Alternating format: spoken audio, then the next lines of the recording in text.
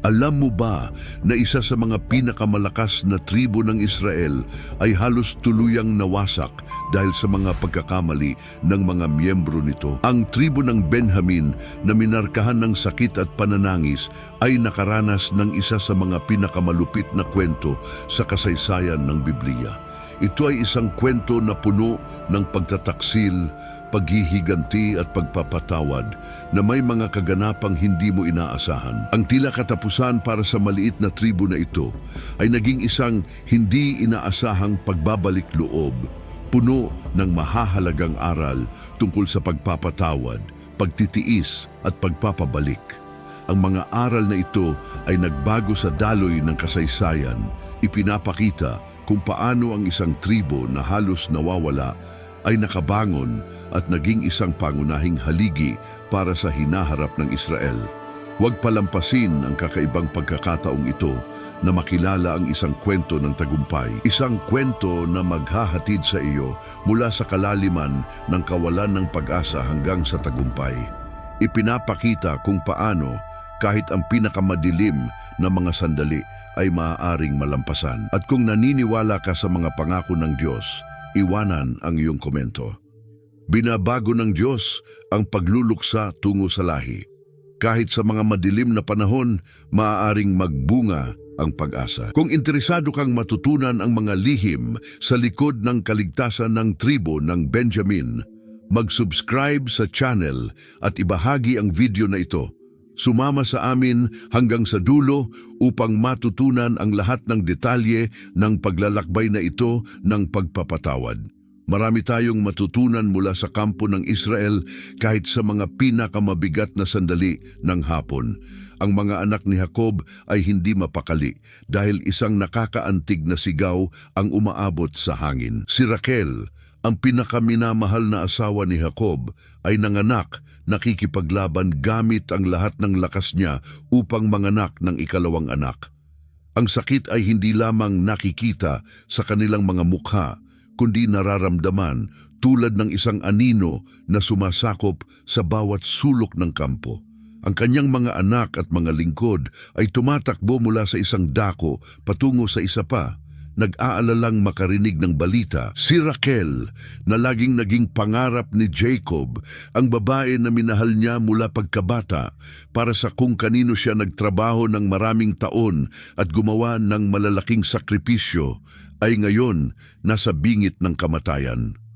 Ang buhay ay unti-unting nauubos mula sa kanyang katawan, habang siya ay lumalaban upang maipanganak ang inaasahang anak. Ngunit sa oras ng malaking trahedya, ang sanggol, isang mahina at maliit na nilalang, ay isinilang. Si Raquel, sa pagitan ng mga hikbi, ay binigkas ang isang pangalan na puno ng pag-asa, ngunit may kasamang sakit, esperansa. Ang pangalang ito ay sumisimbolo sa pakikibaka ng isang babae na labis na nais magbigay kay Jacob ng anak na matagal niyang inaasahan.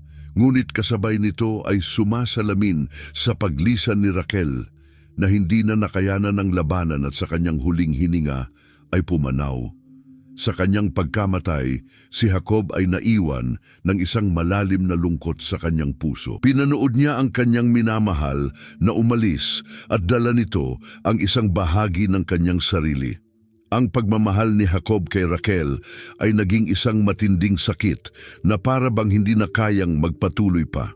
Nasa kanyang mga kamay ngayon ang kanyang bagong silang na anak si Benjamin, na ang mga mata ay hindi pa nauunawaan ang kalaliman ng nangyayari sa paligid, ngunit dala na niya ang bigat ng isang pamana na balang araw ay kanyang mauunawaan. Wala na si Raquel upang makita ang kanyang anak na lumalaki, upang gabayan siya sa kanyang unang mga hakbang. Si Jacob ngayon ay tatay na ng 2 anak, at si Benjamin ang bunsong anak na kinailangang tanggapin ang realidad ng isang hindi mapapalitang pagkawala. Sa mga mata ni Benjamin, makikita ang kalungkutan, ngunit may makikita rin ang higit pa, isang bagay na magiging pundasyon para sa hinaharap ng tribo at sa kasaysayan ng Israel. Ang desisyong ito ay magiging huling ugnayan ni Jacob kay Raquel. Ang batang ito ay magdadala ng muling pag-asa o kung hindi man ay iyon ang nais ni Jacob na paniwalaan. Ngunit tila hindi nagbigay ang tadhana ng awa. Ang anino ng kamatayan ni Raquel ay lumulutang sa lahat. Sa paligid ng kampo, ang ibang mga anak ni Jacob, kahit na palaging malayo sa imahe ni Raquel, ay nakaramdam ng bigat ng pagkawala. Kahit na iniibig nila ang kanilang ina, hindi nila naipaliwanag ang malalim na ugnayan na nag-uugnay kay Jacob at Raquel. Para kay Jacob, ang kamatayan ni Raquel ay hindi lamang pagkawala ng asawa, kundi pati na rin ang isang mahalagang bahagi ng kanyang kabataan at mga pangarap. Habang natutulog si Benjamin ng payapa sa mga bisig ng kanyang ama, isang batang ang buhay ay nagsisimula pa lamang. Ang hinaharap ng pamilya ay nakataya. Ang mga emosyon ni Jacob ay tila malabo. Palipat-lipat mula sa sakit ng pagkawala ng kanyang minamahal at ang tamis ng bata na, kahit hindi kayang palitan, ay nagdala ng isang maliit na liwanag sa gitna ng dilim. Siya ay isang batang ang pag-iral, kahit na maikli, ay magmamarka ng simula ng isang bagong yugto para sa pamilya, isang yugto ng mga hamon, ngunit pati na rin ng mga bagong pagkakataon. Gayunpaman, ang duda ay nanatili.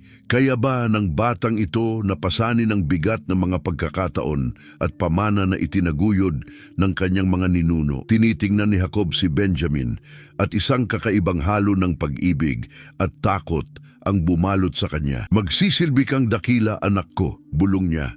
Parang umaasa na ang bata ay maiintindihan ang mga salitang iyon, ngunit may katiyakan na ang nakaraan ay hindi maaaring burahin. Ang pagkawala ng kanyang ina, si Raquel, ay hindi lamang minarkahan ang pagsilang ng isang anak, kundi nagbigay din ng simula ng isang kwento. Si Benjamin, ang batang anak ni Raquel, ay magdadala ng alaala ng kanyang ina, kahit na hindi siya nagkaroon ng pagkakataon na makilala ito o matutunan ang tungkol sa pamana ng kanyang ama. Sa kabila ng sakit, hindi tumigil si Jacob sa pakikipaglaban para sa kanya, at si Benjamin ay lumaki na napapaligiran ng pagmamahal. Oo, ngunit pati na rin ng isang malalim na kakulangan. Ang imahe ni Raquel, kahit na pisikal na wala, ay palaging naroroon sa buhay ni Benjamin. Hindi bilang isang konkretong presensya, kundi bilang isang anino na sumasakop sa bahay ni Jacob. Madalas, si Benjamin ay titingin sa salamin at sa mga malungkot na mata ng kanyang ama, nakikita niya ang higit pa sa pagmamahal na ipinapakita sa kanya. Nakita niya ang bigat ng isang hindi kumpletong buhay. Minahal ni Jacob si Raquel ng labis. Ngunit ang tadhana ay tinanggal sa kanya ang kagalakang iyon. Ngayon, dala ang responsibilidad ng pagiging ama. Nakipaglaban siya upang palakihin ang kanyang mga anak nang wala ang presensya ng babaeng pinakamamahal niya. Kahit na mayroon siyang ibang mga asawa na tapat sa tungkulin, hindi nila kayang palitan ang figura ng ina na nawala kay Benjamin. Nagbigay ng pagmamahal sina Leah, Zilpa at Bilha, ngunit may kulang. Ang kanilang mga yakap, bagaman taos puso, ay hindi kayang punan ang kakulangan na iniwan ni Raquel. Habang lumalaki si Benjamin, ang mga salita ng kanyang ina ay unti-unting nawawala sa kanyang alaala. Ngunit ang kanyang imahe ay hindi kailanman nawala mula sa mga kwento na isinaysay ni Jacob tungkol sa kanya. Para kay Benjamin, si Raquel ay palaging isang figura na puno ng buhay, may mga mata na kumikislap at isang tawa na nagbigay liwanag sa kampo. Ngunit hindi niya ito matandaan. Mayroon lamang siya ng mga salita at kwento, pati na rin ang isang kakaibang pakiramdam. Parang hindi siya kailanman tunay na iniwan ng kanyang ina. Nararamdaman niyang sa isang paraan siya ay patuloy na gumagala kasama nila. Ang mga tensyon sa loob ng pamilya ay kitang-kita. Ang mga alitan sa pagitan ng mga asawa ni Jacob ay halata na ang imahe ni Raquel ay palaging naroroon, ngunit puno ng selos. Ang tingin ni Leah kay Benjamin ay hindi ng galit, kundi ng isang malalim na sakit. Nang makita siya, nakikita niya ang imahe ng kanyang yumaong kapatid na babae, ang babaeng nagkaroon ng pagkakataong magbigay kay Jacob ng mga anak na hindi niya nagawa. Ang mga concubine, sina Zilpa at Bilha, ay nagtangkang manatiling malayo mula sa mga pagtatalo, ngunit ang pakiramdam ng pagiging naipit sa pagitan ng pag-ibig na nararamdaman ni Jacob para kay Raquel at ang kanyang posisyon sa pamilya ay hindi maiiwasan. Si Benjamin, bagaman bata pa, ay nararamdaman ang mga tensyon sa pagitan ng mga kababaihan sa bahay ng kanyang ama. Ang mga tensyon na ito ay parang ulap na bumabalot sa atmosfera. Tuwing nagtitipon ng pamilya, ang mga pag-uusap ay tila dumadaloy ng natural, ngunit si Benjamin ay nakakaramdam ng mga titig at mga salitang hindi sinabi na mas malakas pa sa anumang usapan. Ang talagang nagmarka sa kanyang pagkabata ay ang kanyang relasyon sa kanyang mga kapatid.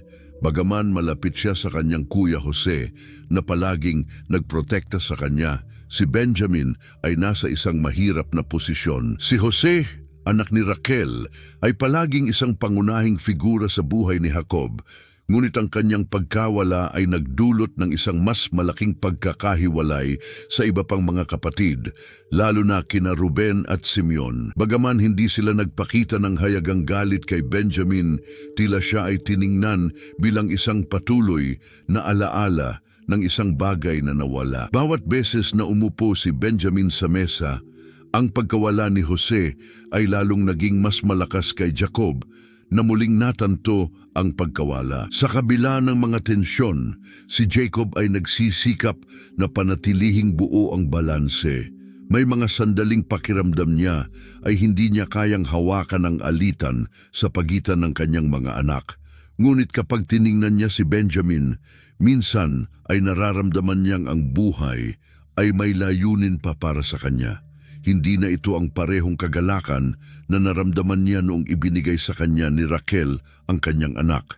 Ngunit ang inosensya ni Benjamin ay nagbigay ng kaunting aliw. Hindi alam ni Benjamin, ngunit siya rin ay magiging bahagi ng isang mas malaking laban, isang laban para sa pagkakakilanlan at kapalaran ng mga tribo ng Israel habang siya ay tumatanda. Ang imahe ni Raquel ay naging mas atipikal sa isipan ni Benjamin, hindi lamang dahil sa pagkawala ng ina, kundi pati na rin sa patuloy na presyon ng pagiging anak ng babaeng minahal ng kanyang ama, ngunit nawala sa isang malupit na paraan. Kahit na hindi siya personal na nakilala, ang bigat ng pagkawala niya ay hindi matutumbasan.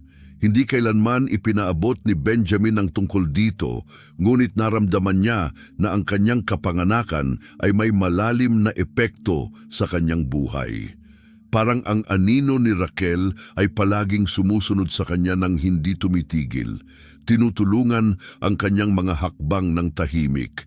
Parang ang kanyang kapalaran ay palaging magkasama kay Raquel. Ang echoing presence ng kanyang ina ay patuloy na umuukit sa kanyang kaluluwa, gabay sa kanya upang hanapin ang mga posisyon at kahulugan na hindi niya kayang fully marating.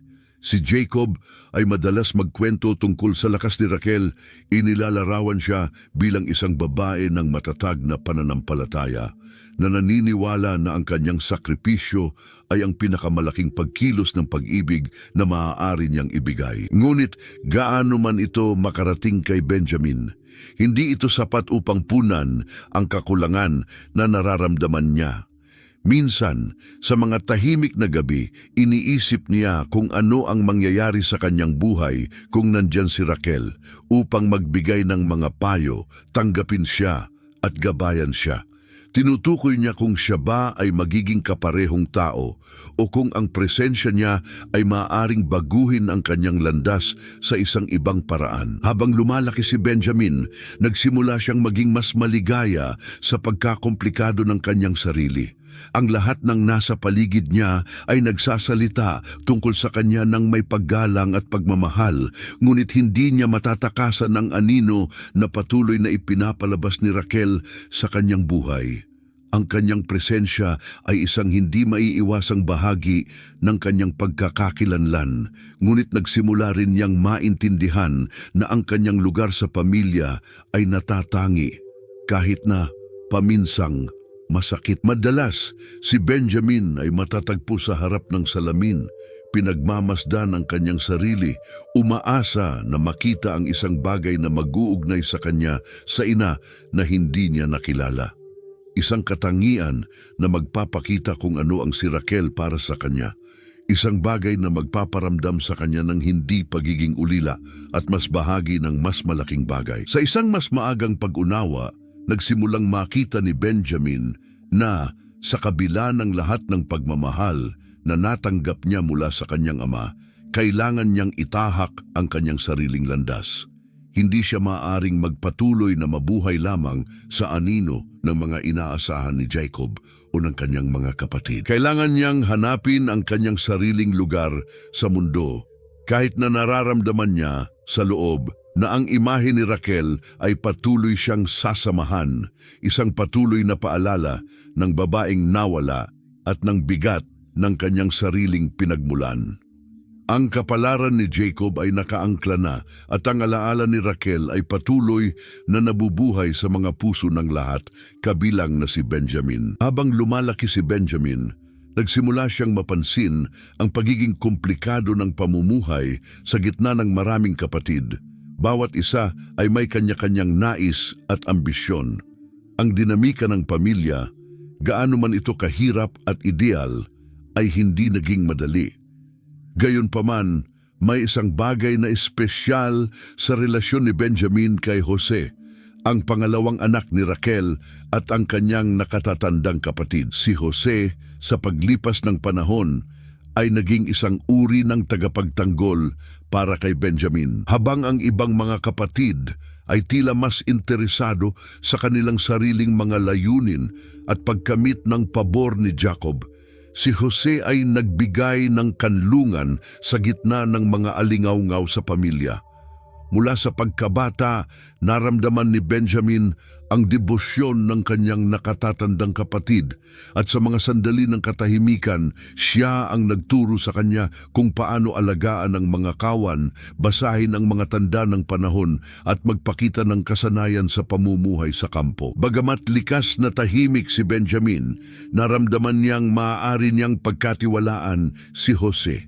Para sa kanya, si Jose ay hindi lamang isang nakatatandang kapatid. Siya ay isang koneksyon sa ina na hindi niya naranasan at isang simbolo ng karunungan. Si Jose ay walang alinlangan ang bituin sa pamilya ni Jacob. Ang kanyang kagandahan, katalinuhan at kakayahang magpaliwanag ng mga pangarap ay nagdala sa kanya sa isang natatanging posisyon sa mata ng kanyang ama. Samantalang si Benjamin, bagamat labis na minahal ni Jacob, ay hindi maiwasang maramdaman na ang kanyang liwanag ay natatabunan ng presensya ni Jose. Ang kompetisyon sa pagitan ng mga kapatid ay hindi hayag, ngunit naramdaman ni Benjamin sa kanyang puso ang bigat ng pagkakaibang iyon. Si Jose, ang paboritong anak ni Jacob, ay siyang nakatanggap ng pinakamalaking atensyon mula sa ama, at ito ay hindi nakaligtas sa mga nakatatandang kapatid. Nang bigyan ni Jacob si Jose ng makulay na tunika, siya ay naging simbolo ng pagiging pinili sa hierarkiya ng pamilya. Ang sama ng loob at inggit ay tumindi sa bawat pagpapakita ng pagmamahal mula kay Jacob. Si Ruben, Simeon at Levi, lalo na, ay nagsimulang tingnan si Jose nang may hindi pagkakaunawaan at magbulong-bulungan sa isa't isa. Ang atmosfera ng galit ay lumaki, ngunit hindi kinikimkim ni Benjamin ang galit ng mga kapatid. Para sa kanya, si Jose ay higit pa sa isang kapatid. Siya ay isang tagapagtanggol, isang tao na maaring pagkatiwalaan ng buo. Nakikita niya kay Jose ang isang figura na halos hindi matitinag, isang tao na may mas mataas na koneksyon kaysa sa kanya, ang ugnayan sa ina at sa hinaharap ng pamumuno na hindi pa niya ganap na nauunawaan. Gayunpaman, ang kalagayan sa pamilya ay naging mas tensyonado. Si Benjamin ay tahimik na pinagmamasdan ang mga pag-uusap sa pagitan ng mga kapatid na tumitindi. Habang ang mga titig sa pagitan nila ay nagiging mas malamig at ang mga ngiti ay nawawala, may isang bagay na naging maliwanag. Ang presensya ni Jose ay nagpapalalim sa pagkakahiwalay. Hindi lang ang pagkakaiba sa edad ang nagpapalayo kay Benjamin mula sa kanyang mga nakatatandang kapatid, kundi ang pagkakaroon ng kamalayan na si Jose ay kumakatawan sa isang bagay na higit pa sa isang simpleng pagkakaiba ng henerasyon. Sa isang paraan, si Jose ay sumisimbolo sa pagkakahiwalay ng lumang henerasyon ni Jacob at ng bagong henerasyon na binubuo ng mga anak ng ibang asawa ni Jacob. Bagaman si Benjamin ay hindi gaanong nakakaalam sa lawak ng mga alitan, naramdaman niya ang tensyon na bumabalot sa hangin. Bagaman hindi niya pagganap na nauunawaan, nagsimula siyang makita ang lalim ng pagkakahiwalay sa pagitan ng kanyang mga kapatid. Nararamdaman niyang may mali. Naalala niya ang mga sandali nang makita niyang magkasama si Jose at ang kanilang ama, yakap ang isa't isa at nakangiti, habang sa kabilang panig, ang kanyang ibang mga kapatid ay nagkukunwaring hindi masaya at nagbubulungan. Si Benjamin ay may kutob na. Ang kanyang posisyon sa pamilya ay hindi ayon sa inaasahan. Hindi lamang siya anak ni Raquel, ang pinakamamahal na asawa ni Jacob. Sa isang paraan, siya rin ay kumakatawan sa huling pag-asa para sa isang posibleng pagkakasundo sa pagitan ng mga asawa at anak ni Jacob. Isang relasyon na, sa paglipas ng panahon, hindi mangyayari. Kasama si Jose, naging mas delikado ang sitwasyon nang magdesisyon si Jacob na ipadala ang kanyang mga anak upang mag-alaga ng mga hayop sa malalayong bukirin. Bagamat bata pa si Benjamin, alam niyang isang panganib ang trabahong iyon, ngunit isa rin itong pagkakataon na makasama si Jose ng mas matagal. Ang oras na ginugol niya kasama ang nakatatandang kapatid ay nagdudulot sa kanya ng isang simpleng kasiyahan. Laging pinoprotektahan siya ni Jose at binibigyan siya ng mga payo, inaalagaan siya ng maingat. Si Benjamin ay nakaramdam ng pribilehiyo dahil makasama si Jose. Pinahahalagahan ang mga kwento na sinasabi nito tungkol sa kanyang mga pangarap at mga vision. Si Jose, sa kanyang bahagi, ay nakikita kay Benjamin hindi lamang bilang isang nakababatang kapatid, kundi bilang simbolo ng isang bagong henerasyon, puno ng pangako at posibilidad. Ngunit nagbago ang lahat isang malaswang araw na habang naglalakad sila sa mga bukirin, nasaksihan ni Benjamin ang lantad na galit sa pagitan ng kanyang mga nakatatandang kapatid, lalo na nang dumating si Jose na suot ang kanyang makulay na tunika. Ang inggit ng kanyang mga kapatid ay pumutok. Sina Ruben at Simeon na tinatangay ng sama ng loob ay hindi na tiningnan si Jose bilang isang nakababatang kapatid, kundi bilang isang patuloy na alaala ng kanilang kakulangan na makuha ang pagmamahal ni Jacob. Nangyari iyon sa sandaling iyon sa bukirin nang nasaksihan ni Benjamin ang isang bagay na hindi niya inaasahan. Ang alitan sa pagitan ng kanyang mga kapatid at ang sigaw ng tulong ni Jose. Ang mga mata ng galit na nakatuon sa kanya at sa kanyang nakatatandang kapatid ay nagpabatid kay Benjamin na ang bahay ni Jacob ay hindi na isang ligtas na lugar para sa sino man sa kanila. Bagamat natatakot at hindi lubos na nauunawaan ang bigat ng nangyayari, naramdaman ni Benjamin ang bigat ng pagtataksil sa hangin. Ang kapalaran ni Jose ay tinakda sa sandaling iyon. Wala siyang magawa upang pigilan ang nangyayari. Nakita niya kung paano umabot sa hangganan ang relasyon ng kanyang mga kapatid. Ang bagay na dati ay isang ugnayang magkakapatid ay naging isang mas madilim na bagay. Hindi na magiging pareho ang kalagayan ng pamilya. Pagkatapos ng araw na iyon sa bukirin, si Benjamin, bagamat bata pa, ay naramdaman na may isang hindi maibabalik na nangyari. Ang figura ni Jose na dati ay naroroon at puno ng buhay ay nawala, bitin ang kaluluwa ng pamilya ni Jacob. Simula noon, Ang bahay ni Jacob na dati ay puno ng tawanan at pag-uusap ay pumasok sa isang matinding katahimikan. Si Benjamin, kahit na hindi lubos na nauunawaan, ay nararamdaman na ang kalagayan ng pamilya ay nagbago. Mga titig ng mga nakatatandang kapatid na sina Ruben, Simeon at Levi, ang mga bulong-bulungan ni Zilpa at Bilha, at ang seryosong mukha ni Jacob ay nagpapakita na may isang malupit na nangyari. Kahit na walang naglakas loob na magsalita tungkol kay Jose, ang pangalan niya ay naging isang sumpang hindi binanggit. Si Benjamin na walang kaalaman at puno ng mga tanong ay hindi kayang lubos na maunawaan kung ano ang nangyayari. Ngunit alam niya sa kanyang puso na may mali. Malinaw niyang naaalala ang araw na si Jose ay nagsusuot ng makulay na tunika, isang simbolo ng pabor na ibinibigay ni Jacob sa kanya. Ang kinang sa mga mata ni Jose, ang kumpiyansang ipinapakita niya malapit sa kanyang ama, lahat ng iyon ay bumagsak sa kanyang mga mata.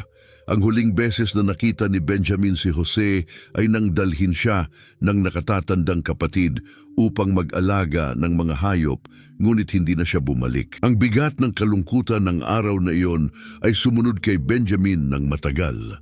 Wala sa mga nakatatandang kapatid ang naglakas loob na sabihin sa kanya ang katotohanan dahil sila mismo ay nakaramdam ng pagkakasala sa ginawa nilang hakbang.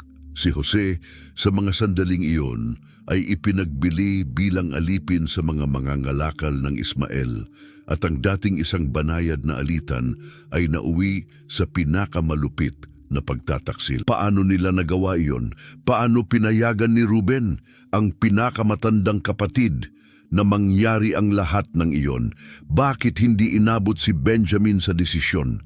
Ang mga tanong na ito ay patuloy na bumabagabag sa mga kapatid niya, ngunit ang kasinungalingan ay nanatiling walang kasagutan.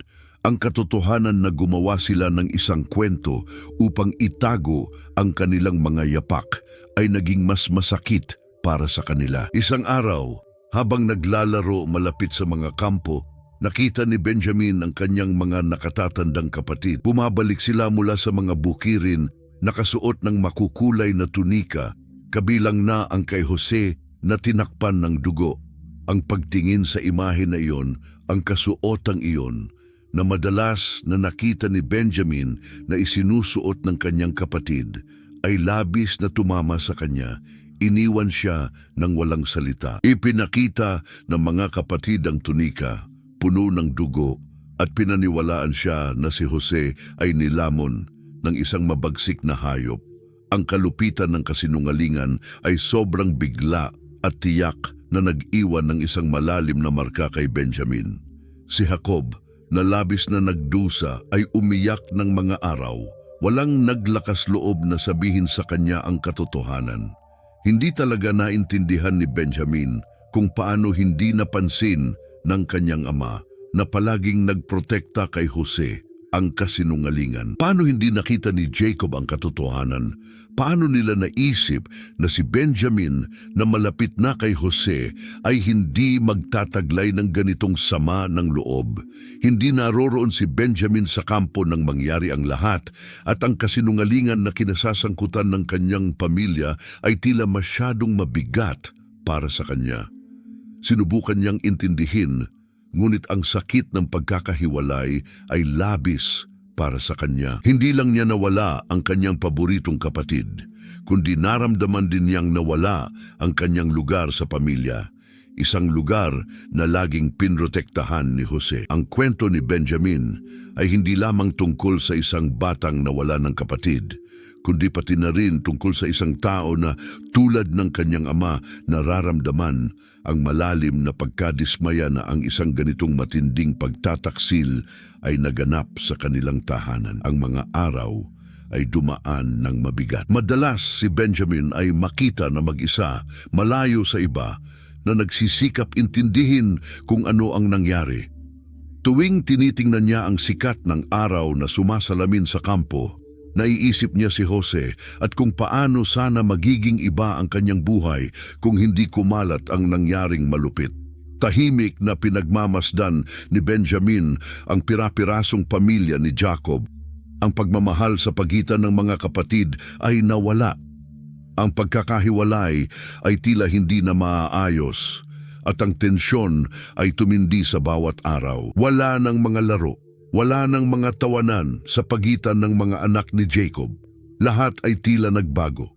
Ang mukha ng kanyang ama na dati ay naglalaman ng pagmamahal, ngayon ay nagdadala ng isang ekspresyon ng pagkakasala at pagsisisi. Tinamaan ng kalungkutan, ipinapakita ni Jacob ang bigat ng pagiging magulang na nawalan ng isang anak. Isang ama na hindi lang nawalan ng anak, kundi pati na rin ang kanyang kapayapaan sa loob. Ang pinakamabigat kay Benjamin ay hindi na niya kayang ibalik ang inosensya, hindi na niya kayang balikan ang pinsalang dulot ng nangyari. Hindi niya kayang ibalik si Jose at hindi niya kayang tanggalin ang pakiramdam na may isang bagay sa kanya na nawala magpakailanman. Para sa mga kapatid, hindi na magiging pareho ang lahat. Wala nang ligtas na lugar kung saan si Benjamin ay maaaring maghanap ng aliw. Kapag tinitingnan niya si Ruben, Simeon o Levi, nararamdaman niya ang isang hadlang na hindi matawid, isang hindi nakikitang pader sa pagitan nila. Alam niya na, katulad niya, sila rin ay hindi na magiging pareho. Matapos ang nangyari, ang sakit ng pagkawala ni Jose ay hindi lang nakakaapekto sa relasyon ni Benjamin at ng mga kapatid niya. Ito ay malalim na tumagos sa kanya, nag-iwan ng mga marka na dadalhin niya magpakailanman. Nahulog si Benjamin sa isang pagkakabahagi sa pagitan ng pagmamahal sa kanyang ama at katapatan sa kanyang mga kapatid. At ang kalungkutan na nawalan siya ng isang taong tinuring niyang tagapagtanggol. Puno ng dilim ng kalungkutang iyon, nagsimulang magbago ang isang bagay sa kanya. Ang batang inosente at puno ng tiwala na siya ay naging isang kabataang puno ng mga tanong at pagdududa. Ang kanyang mundo ay nagbago at si Benjamin, bagamat hindi pa lubos na nauunawaan, ay malapit ng matutunan na ang buhay simula sa sandaling iyon ay hindi na magiging pareho. Ang bahay ni Jacob ay hindi na pareho matapos mawala si Jose. Ang kampo na dati ay puno ng tawanan at usapan ay pumasok sa isang malalim na katahimikan. Ang bawat sulok ay tila minarkahan ng pagkawala ni Jose. At ang buhay ng pamilya ay dominado ng isang anino ng sakit at kalituhan na hindi kayang alisin ng sinuman. Ang mga araw pagkatapos ng pagkawala ni Jose ay magulo at nakakatakot, bagaman walang naglakas loob na aminin ito. Alam ng lahat, kahit na hindi nila binanggit, na ang pagkawala ni Jose ay hindi natural. Ang mga tsismis ay lumulutang sa hangin, ngunit walang naglakas loob na magbigay ng pangalan sa katotohanan. Si Benjamin, na hindi lubos na nauunawaan ang nangyari, ay nakaramdam ng malalim na kalungkutan. Hindi na naroon si Jose upang gawing magaan ang kanyang kalungkutan. Si Jose ay naging kasama niya, ang tagapagtanggol niya, at ngayon ang ugnayang iyon ay pumutok ng hindi na maibabalik. Ngunit ang higit niyang pinagmumultuhan ay ang makita ang kanyang ama, si Jacob, na nilalamon ng sakit at pagkakasala. Si Jacob na tinatangay ng kalungkutan, na palaging isang malakas at matalinong tao, ngayon ay tila isang anino ng kanyang dating sarili. Ang lalaki na dati ay isang patriarka, leader ng pamilya, ngayon ay naglalakad na may ulo pababa. Ang kanyang mga mata ay malabo dulot ng paghihirap. Ang sakit ng pagkawala kay Jose ay nagbago sa kanya sa isang figura na halos hindi kilala ni Benjamin. Ang lalaking dating puno ng pagmamahal at pananampalataya ay ngayon tila nawawala ang lahat ng iyon. Si Jacob na yumakap sa kanyang sakit ay tumangging maniwala na ang kanyang anak ay ipinagbili sa mga mangangalakal na tinatangay ng kalupitan ng pagkaalipin. Inilabas niya ang isang pag-asa kahit na mahina na nagpapanatili sa kanya buhay. Si Jose ay dapat na buhay, mayroong higit pa, ngunit hindi iyon lumitaw. Sa paglipas ng mga linggo at buwan, ang mukha ni Jacob ay unti-unting naglaho. Habang lumulubog siya sa kalungkutan, hindi siya nakatagpo ng ginhawa sa kanyang pamilya ni sa kanyang mga panalangin. Nawalan siya ng isang bagay na kahit ang oras ay hindi kayang ibalik. Sa pagsubok na alagaan si Benjamin, naging masakit kay Jacob na makita ang anak niyang nalunod sa matinding kalungkutan. Ngunit nararamdaman din ni Jacob ang isang kakaibang bigat bilang ang huling anak na natira mula kay Raquel. Palagi niyang tinatanaw si Benjamin ng may malalim na tingin na hindi kayang lubos na unawain ni Benjamin. Kailangan siya ng kanyang ama, oo. Ngunit sa parehong oras, ang bigat ng mga balikat ni Benjamin ay ramdam. Parang umaasa si Jacob sa isang bagay mula sa kanya. Hindi sigurado si Benjamin kung kaya niyang punan ang kakulangan na iniwan ni Jose. Ang kakulangan na hindi niya kayang punan, ngunit hindi kayang tanggapin ni Jacob. Nawala na ang isa pang anak. Ngayon, si Benjamin ay naroroon kasama siya. Pinagmamasdan ng ama si Jacob na maghapon ay tinitingnan ang abot tanaw. Parang umaasa na makikita niyang bumalik si Jose sa mga sandaling iyon. Nararamdaman ni Benjamin na nagbago ang kanyang buhay. Hindi lamang niya nawala ang kanyang kapatid, kundi siya ay nasama sa isang kalungkutan na hindi niya lubos na naiintindihan. Hindi na siya maaaring tumakbo sa mga bisig ng kanyang nakatatandang kapatid para humingi ng aliw. Ngayon, siya na ang anak na kailangang punan ng kawalan sa pamilya kahit na ang kanyang kaluluwa ay nararamdaman ding wasak tulad ng kay Jacob, ang pamilya na dating buo. Bagamat ang ibang mga kapatid ay nagsimulang mawalan ng buo, ang ugnayan sa pagitan nila ay nasira rin. Sinubukan nilang magpakita ng lakas, ngunit hindi nila maitago ang tensyon na pumailang lang sa pagitan nila. Ang relasyon sa pagitan nila ni Reuben, Levi, at ang iba pang mga kapatid ay minarkahan ng katahimikan. Bawat isa ay may bitbit na pagkakasala, bagamat hindi nila ito binanggit ng lantaran. Walang sinuman sa pamilya ang nais tanggapin ang katotohanan kung ano ang nangyari kay Jose. At ang sakit na dulot ng kasinungalingan ay patuloy na sumisira sa mga relasyon na dati ay matibay. Tuwing hapon, ang kampo ay tila mas tahimik. Ang mga araw ay nagiging mas mahahabang at ang mga gabi ay mas mahirap tiisin. Madalas makita si Benjamin na nagmamasid kay Jacob, ang kanyang ama, na patuloy na may pag-asa na may darating na magbabalik kay Jose sa buhay. Madalas siyang magtaka kung iniisip ba ng kanyang ama na siya na ang papalit kay Jose. Kahit hindi siya direktang sinabi, ang bigat ng sitwasyong iyon ay nagbigay ng pakiramdam na mas nag-iisa siya kaysa dati. Ang tensyon ay tumataas at nagsimula niyang itanong sa sarili kung babalik pa ba ang mga bagay sa dati. Wala nang pagkakaisa sa pamilya at kahit na ang pagmamahal ni Benjamin para sa kanyang ama ay nananatili, ang ugnayan na mayroon siya kay Jacob bago mawala si Jose ay tila nawawala. Bagamat paminsan-minsan ay ipinapakita pa rin ito. Hindi na niya kayang tignan si Jacob nang may parehong saya at pagmamahal na nararamdaman niya noon. Siya mismo ay nagbago, lumaki sa paraang hindi niya inaasahan. Tinitingnan niya ang isang masakit na katotohanan na naging dahilan para siya ay maging mas matalino, ngunit sa parehong oras, mas malayo sa mga tao sa paligid niya.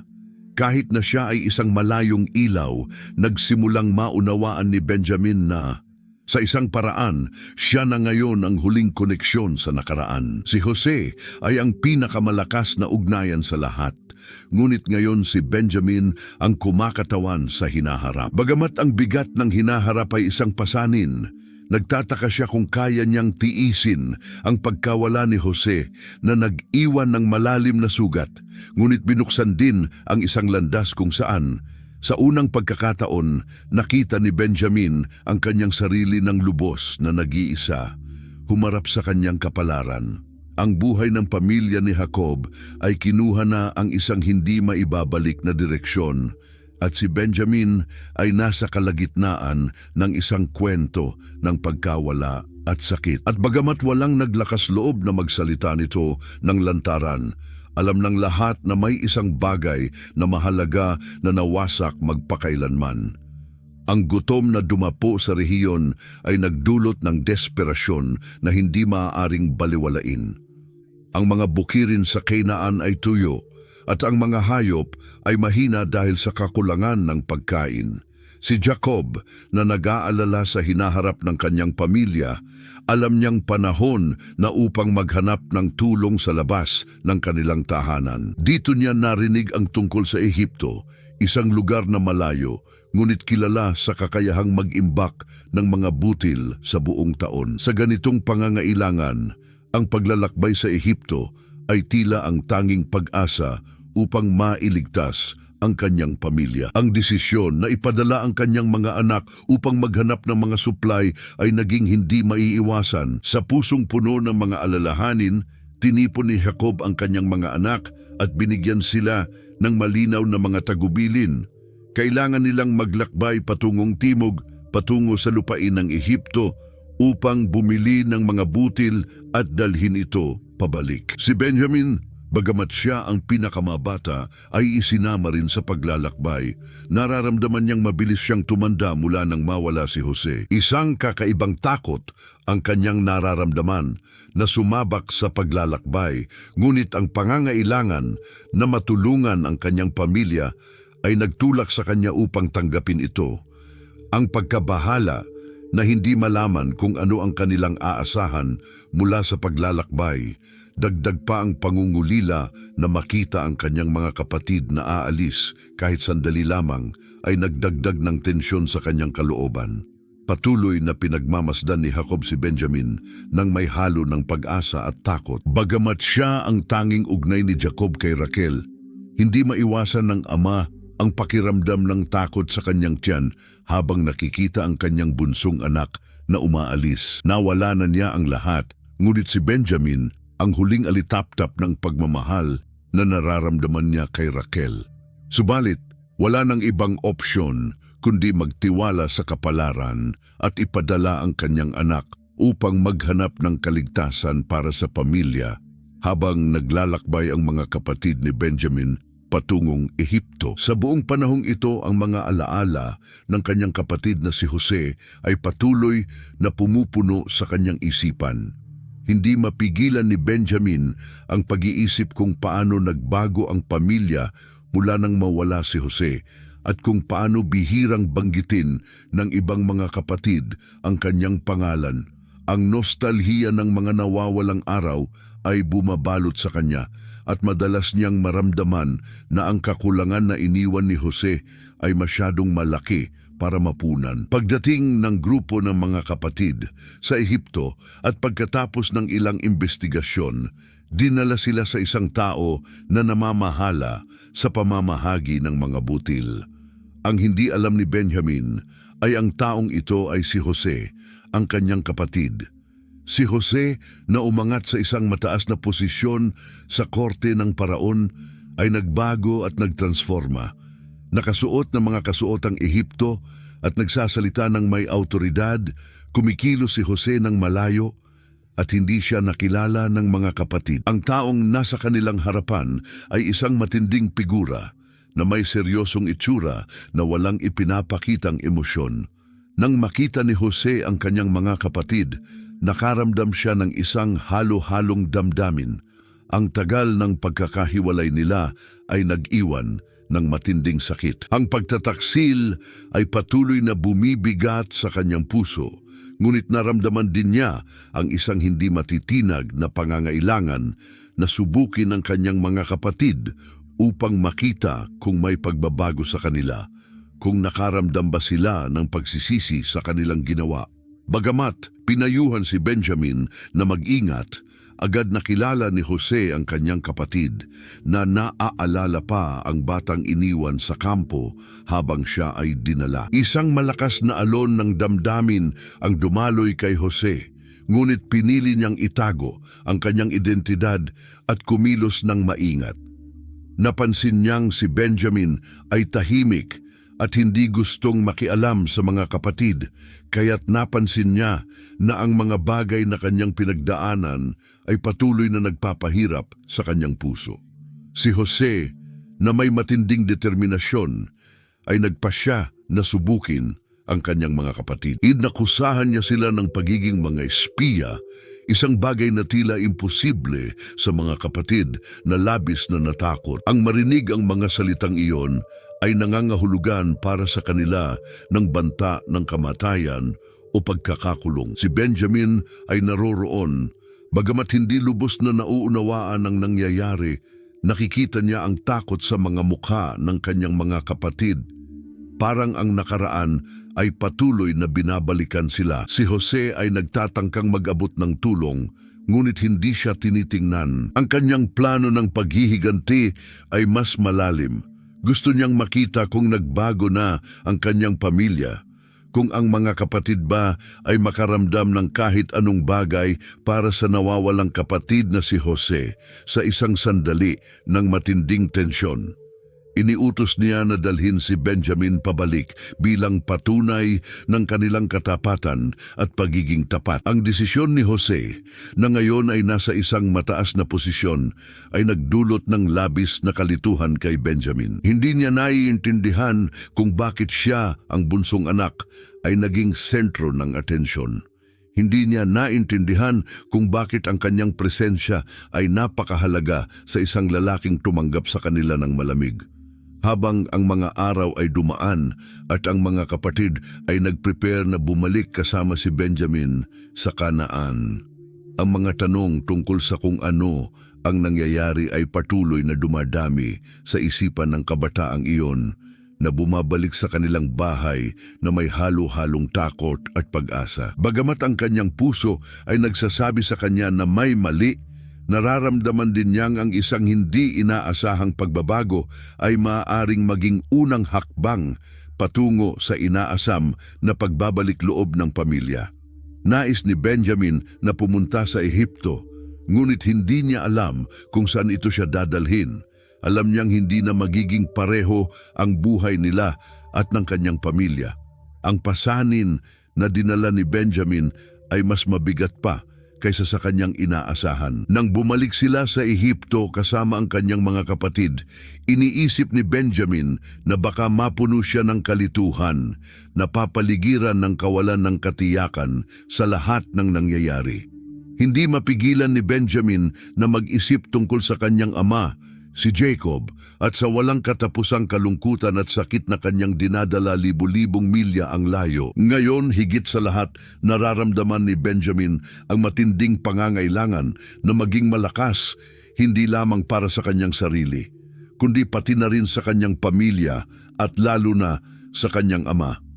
Nang bumalik sila sa Ehipto, nakatagpo ang mga kapatid kay Jose, na matagal nang nagmamasid sa lahat mula sa mga anino, na parang isang saksi mula sa malayo na naghihintay ng tamang sandali upang kumilos. Ang hindi alam ng mga kapatid ay si Jose ay tinutuklas ang bawat isa mula pa sa kanilang unang pagkikita. Mayroong isang bagay kay Benjamin sa kanyang mga mata at kilos na nagsabi kay Jose na ang kabataang iyon, bagamat inosente, ay susi upang maintindihan kung gaano kalalim ang pag-usad ng kanyang pamilya sa proseso ng pagsisisi. Si Jose, sa kanyang matatag at matalinong karakter, ay nagdesisyong subukan ang katapatan at kakayahan ng kanyang mga kapatid na magbago. Ang tensyon sa hangin ay kitang-kita.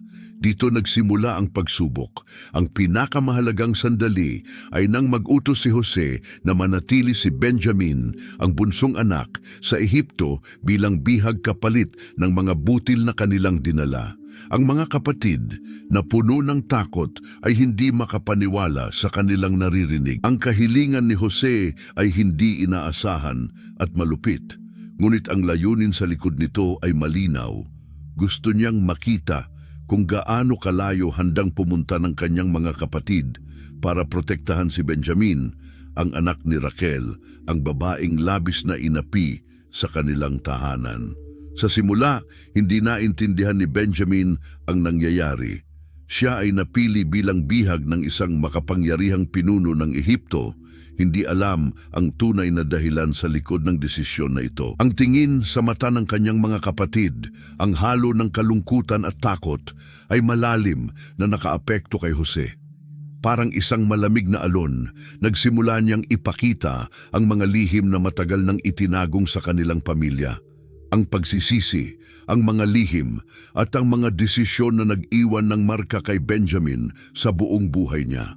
Si Benjamin, na may lakas, habang naririnig ang mga salita ni Jose, ay naramdaman na ang pamilya nila ay nasa isang krisis. Kung hindi nila ipapakita ang kanilang pagiging tapat at pagsisisi sa kanilang ginawa, magiging imposibleng maibalik ang pamilya ni Jacob.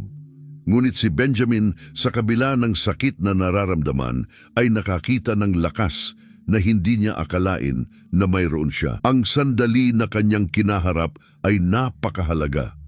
Kailangan niyang magdesisyon, isang desisyon na magtatakda hindi lamang ng kinabukasan ng kanyang pamilya, kundi pati na rin ang sarili niyang buhay. Ang sakit ng mga kapatid ay kitang-kita. Si Ruben, ang pinakamatandang kapatid na palaging pinakaresponsable, ay napuno ng takot at ipinagpilitan kay Jose na huwag kunin si Benjamin kundi siya na lamang ang palitan ng kanyang kapatid. Ngunit si Benjamin, na puno ng pagmamahal sa kanyang pamilya at ama, ay hindi maaaring payagan na mangyari ito. Bagamat nararamdaman niyang kailangan niyang makialam, alam niyang siya ang dapat magpakita ng halimbawa at maging ang larawan ng muling pagkakasundong na magpapagaling sa nasirang ugnayan. Si Benjamin, na tiningnan ng kanyang mga kapatid, ay huminga ng malalim at sa isang mapagpakumbabang tinig ay ikinagulat ang lahat ng sabihin, "Hindi ko na kayang makita ang aking kapatid na magdusa pa. Ang aking ama ay matiyagang naghihintay na ako'y magbalik upang magdala ng tinapay para sa aming pamilya. Ngunit hindi ko kayang payagan na ito'y magpatuloy na magdulot ng higit pang pagkawasak. Kung kailangan kong manatili rito, gagawin ko ito upang iligtas sila. Kung ito ay magdudulot ng kaligtasan sa aking pamilya at magpapaayos sa ating nawawalang pagkakaisa, ito na ang mangyari." Ang mga salitang iyon ay tumagos sa puso ng lahat ng naroroon. Walang nag-expect ng ganoong sagot. Ang katapatan, integridad at tapang ni Benjamin na magsakripisyo para sa kabutihan ng lahat ay pinuri ng kanyang pamilya. Ipinakita niyang may maturidad siyang hindi nakita ng kanyang mga kapatid. Ang walang kondisyong sakripisyo na iyon ay lubos na nakatagpo kay Jose, na habang pinagmamasdan ang kilos ni Benjamin, ay naramdaman na ang kanyang pamilya ay tunay na nagbago. Si Jose, na pinapalakas ng mga magkahalong damdamin, ay hindi na kayang itago ang kanyang pagkakakilanlan.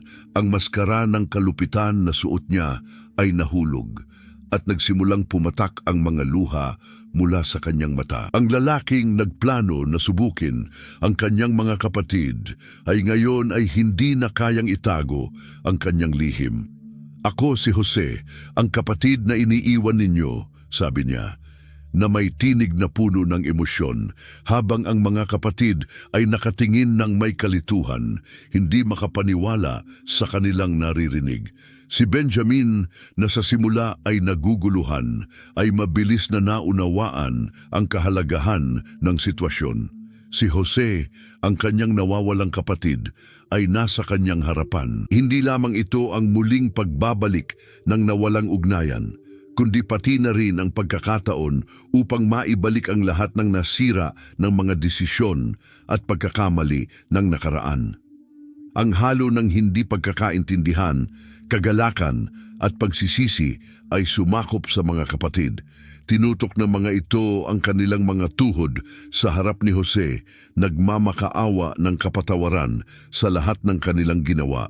Ang kasalanan na matagal nang natutulog ay tuluyang lumitaw. Si Jose, na may pusong basag ay alam na ang pag-aayos ng kanyang pamilya ay hindi lamang nakasalalay sa katotohanan kundi pati na rin sa awa at kapatawaran ng bawat isa. Si Benjamin sa mga sandaling iyon ay naramdaman na ang isang bahagi ng kanyang sarili ay gumaling. Ang relasyon sa kanyang mga kapatid na tila hindi na kayang ayusin ay nagsimulang maghilom, bagamat ang mga peklat ng nakaraan ay patuloy na magiging bahagi ng kanilang kwento. Nang sa wakas ay inihayag ni Jose ang kanyang pagkakakilanlan sa kanyang mga kapatid, isang nakakatakot na katahimikan ang bumalot sa silid. Ang mga kapatid na may mga mata na puno ng pagtataka at kalituhan ay tinitigan ang lalaking dati isang estranghero na malupit, ngunit ngayon ay ipinakita ang kanyang tunay na pagkakakilanlan bilang ang nawawalang kapatid, ang anak ni Jacob na si Benjamin tulad ng kanilang lahat ay ipinagbili noong mga nakaraang taon. Nagulat si Benjamin. Ngunit ang mga salitang binitiwan ni Jose ay nagsimulang pumasok ng malalim sa kanyang isipan. Siya ay nabigla.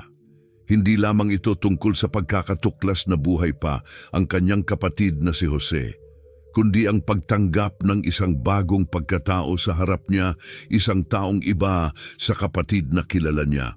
Ang kapangyarihan, autoridad at distansya na ipinakita ni Jose sa Ehipto ay nagbago sa kanya. Ngayon, si Benjamin ay naharap sa isang kapatid na may malaking kahulugan sa kanya, isang taong nawalan ng ina na si Raquel at lumaki ng walang kuya. Nang makita ni Jose ang mga mukha ng kanyang mga kapatid, siya ay nabigla. Pagkatapos ng maraming taon, maraming pagsubok, at mga sandali ng tensyon, sa wakas ay nakita niya ang mga mukha ng mga lalaking nagtakda ng kanyang pagtalikod. Ngunit sa kabila ng lahat ng iyon, sila ay bahagi ng kanyang buhay at pamilya. May malalim na pangangailangan para sa pagkakasundo, hindi lamang para sa kanilang kabutihan, kundi para sa kabutihan ng lahat. Ako si Jose, ang sabi niya, na may tinig na napuno ng emosyon. Ang kapatid na ipinagbili ninyo, ang akala ninyo'y patay na. Ang mga salitang ito ay tumagos kay Benjamin parang isang kutsilyo. Alam niya kung ano ang sasabihin, ngunit hindi niya alam kung ano ang gagawin. Ang kapatid na labis niyang hinangaan, ang nagprotektang kapatid noong kanyang kabataan, ay ngayon ay nasa kanyang harapan. Ngunit ang emosyon ng sandaling iyon ay sobrang lakas na hindi alam ni Benjamin kung paano iproseso ang lahat ng nararamdaman niya. Ang sakit ng pagkakalayo, ang takot na mawalan ng katapatan sa ama at sa kanyang mga kapatid na nagdulot ng isang amoy ng tamis at kalungkutan. Pinagmasdan ni Jose si Benjamin ng may matalim na titig, parang sinusubukang basahin ang kanyang mga iniisip. "Lumapit ka, kapatid ko," sabi niya habang may ngiti na puno ng emosyon. Habang iniabot niya ang mga braso para yakapin siya, dahan-dahan si Benjamin ay lumapit. Bagamat nabigla nang maramdaman niya ang yakap ng kapatid, may isang bagay na bumangon sa kanya. Nagsimulang dumaloy ang mga luha mula sa kanyang mga mata. Hindi kayang pigilan ang mga ito. Sa yakap na iyon, natagpuan ni Benjamin ang kaaliwan, ngunit nagdala rin ito ng isang malalim na kalungkutan sa lahat ng bagay na nawala sa kanilang daan. Ang muling pagkikita, bagamat puno ng pagmamahal, ay may kasamang nararamdaman ng hindi maibabalik na pagkawala. Ang mga salita ay hindi sapat upang ipaliwanag kung ano ang nararamdaman ng iba. Nang makita ng mga kapatid ang yakap sa pagitan ni Jose at Benjamin, nagsimulang makaramdam sila ng hindi komportabling pakiramdam dahil sa espesyal na trato na ibinibigay ni Jose kay Benjamin bilang anak ni Raquel. Hindi ito nakalampas sa kanilang pansin. Bagamat sa kaibuturan, alam nilang may karapatan si Jose na magpakita ng pagmamahal sa nakababatang kapatid. Ang mga mata nila, sina Ruben, Simeon at ang iba pang mga kapatid, ay nagsimulang magpakita ng isang lumalaking hindi pagkakaintindi. Ang mga tensyon na matagal nang naroroon ay nagsimulang lumitaw. Bakit? Dahil si Benjamin, ang bunsong anak, ang naging sentro ng atensyon. Hindi ba't sila na bahagi ng pagpapahirap kay Jose? Si Jose, na alam ang nararamdaman ng kanyang mga kapatid, ay sinubukang kalmahin ang sitwasyon. Wala nang lugar para sa dibisyon sa pagitan natin. Sabi niya ng matatag, tinitingnan ang lahat. Kayo ay aking mga kapatid at pinapatawad ko kayo. Hindi ko inaalala ang nangyari. Ang tanging bagay na mahalaga ngayon ay ang tayo ay magkasama. Subalit ang mga salita ni Jose ay hindi tuluyang nagpatigil sa mga tensyon na matagal nang lumago sa pagitan ni Ruben at ng ibang mga kapatid. Ang espesyal na pagtrato kay Benjamin sa mga anak ni Raquel ay nagdulot ng konting inggit. Bagamat pinatawad ni Jose ang lahat, ang hindi pagkakapantay-pantay ng kanyang pagmamahal kay Benjamin ay nanatiling problema, isang paalala ng dinamika ng kapangyarihan na laging naroroon sa pamilya. Si Benjamin, bagamat kadalasang tagamasid lamang sa mga alitan ng pamilya, ay ngayon natagpuan ang kanyang sarili sa gitna ng labanan. Ang kanyang posisyon bilang tanging anak ni Raquel at mga magulang na nahiwalay ay nagbigay sa kanya ng isang papel na nagdudulot ng paghanga at sama ng loob. Si Benjamin, sa kanyang bahagi, ay hindi alam kung paano haharapin ang mga komplikadong emosyon na umuusbong sa kanyang puso. Sa buong buhay niya, hindi niya naisip na ang katapatan sa pamilya at ang pagmamahal na ibinibigay sa kanya ng kanyang ama ay ilalagay sa gitna ng mga alitan. Bagamat masaya siya sa muling pagkakita ng kanyang kapatid, hindi niya maiwasang makaramdam ng pagkakasala sa tensyon na idinulot ng kanyang presensya. Isang nararamdaman ng pagiging bahagi ng pamilya na may halong pagtatangi na hindi niya lubos na nauunawaan at inialok ni Jose sa mga salitang puno ng kapatawaran at pagkakasundo. Si Benjamin ay nahulog sa pagitan ng kasiyahan nang muling makita ang kanyang kapatid at ang hindi komportabling pakiramdam ng pagiging sentro ng mga diskusyon. Naisip niya kung ang pagmamahal na nararamdaman niya para kay Jose at ang saya ng muling pagkakita sa kanya ay magiging sapat upang maghilom ang mga sugat ng pamilya. Pwede bang makalimutan ang mga nangyaring ito ng madali? Paano muling mabubuo ang mga nasirang ugnayan? Ang mga tensyon ay patuloy na naroroon, ngunit nagbukas ang pangako ng bagong pagkakataon para sa pamilya ni Jacob. Nang maghanda si Jose na ipadala ang mga kapatid pabalik sa Canaan, dala ang sapat na mga butil upang iligtas ang kanyang pamilya mula sa gutom. Nagbigay din siya ng bagong pagsisimula para sa lahat. Ang mga yakap at mga salitang naglalaman ng pagpapatawad ay isang hakbang patungo sa pagbabalik loob, ngunit ang mga peklat mula sa nakaraan ay patuloy na magiging bahagi ng kanilang buhay kahit saglit lamang. Si Benjamin, bagamat hindi ganap na nauunawaan ang kalaliman ng lahat ng ito, ay alam na ang pagkikita na iyon ay nagsimula ng isang pagbabago. Nahanap niya ang kapatid, ngunit nakaharap siya sa matinding katotohanan na ang mga pira-pirasong pamilya ay hindi basta na lamang muling maitatag. Ang pagpapatawad at pagkakaisa, bagamat posibleng mangyari, ay mangangailangan ng oras at pagsisikap.